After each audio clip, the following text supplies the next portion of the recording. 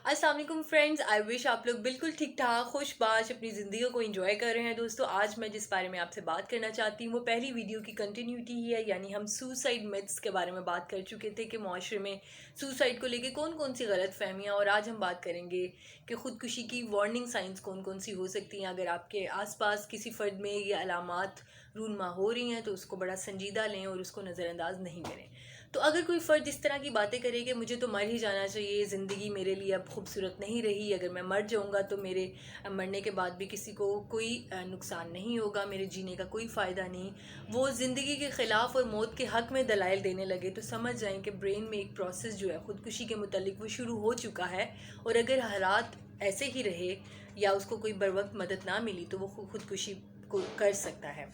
दूसरे नंबर पे देखा जाता है कि अगर डिप्रेशन है, मूड स्विंग्स हैं, बाइपोलर डिसऑर्डर है, या कोई बहुत लंबे अरसे से चलने वाली जिस्मानी बीमारी है, या अगर फैमिली हिस्ट्री या ख़ुदकुशी की, फैमिली में किसी ने ख़ुदकुशी अटैम्प्ट की हो, या फिर फ़र्द ने पहले ही कोई कोशिश की हो ख़ुदकुशी की, तो ये भी एक इंडिकेटर है ख़ुदकुशी का कि फ़र्द दोबारा भी ये सब कुछ कर सकता है।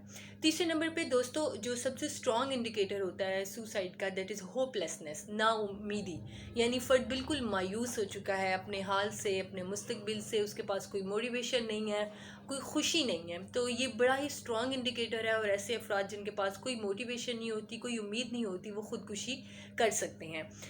उसके बाद दोस्तों जो लोग ख़ुदकुशी करना चाहते हैं उन देखने में ये आता है कि वो लोग अपने पालतू जानवर लोगों को देना शुरू कर देते हैं, ख़वातीन अपने जेवर बांटना शुरू कर देती हैं, यानी अपनी अजीज़ चीज़ें, जो लोगों को अपनी चीज़ें बहुत ज़्यादा अजीज़ होती हैं वो लोगों को बांटना शुरू कर देते हैं, क्योंकि उनके जहन में ये होता है कि अब हमने मर जाना है तो इन चीज़ों की हिफाजत कोई और करेगा, तो हम ये चीज़ें उनको दे देते हैं।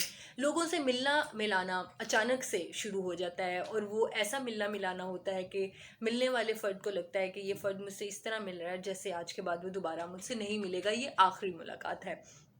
आपने बहुत सुना होगा कि एक तूफ़ान आने से पहले जो समंदर में खामोशी होती है, बिल्कुल इसी तरह ऐसे लोगों का बिहेव भी हो जाता है। यानी एक बहुत लंबा डिप्रेशन है, मूड डिसऑर्डर है, और अचानक से एक कामनेस आ गई है, इत्मीनान आ गया है, तो ये भी एक इंडिकेटर होता है कि ये फ़र्द सुसाइड अटेम्प्ट कर सकता है। ऐसे लोग जो हैं सुसाइड के तरीके भी हैं, जो रिसर्च करने लगते हैं, गूगल से, आसपास के लोगों से पूछते हैं, ख़ुदकुशी के मुतल्लिक बहुत ज़्यादा पढ़ना और बहुत ज़्यादा लिखना भी शुरू कर देते हैं। डिस्ट्रक्टिव बिहेवियर, यानी ड्रग्स का बहुत ज़्यादा इस्तेमाल करेंगे, अपने पास असलहा रखेंगे।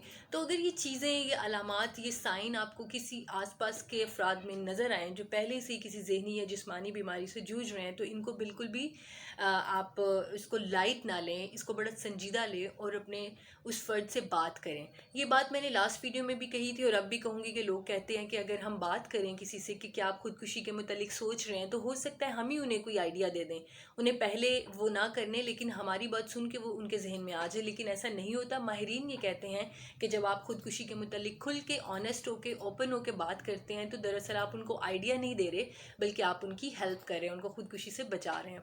तो ये कुछ वार्निंग साइंस थी, कुछ ऐसी अलामात हैं।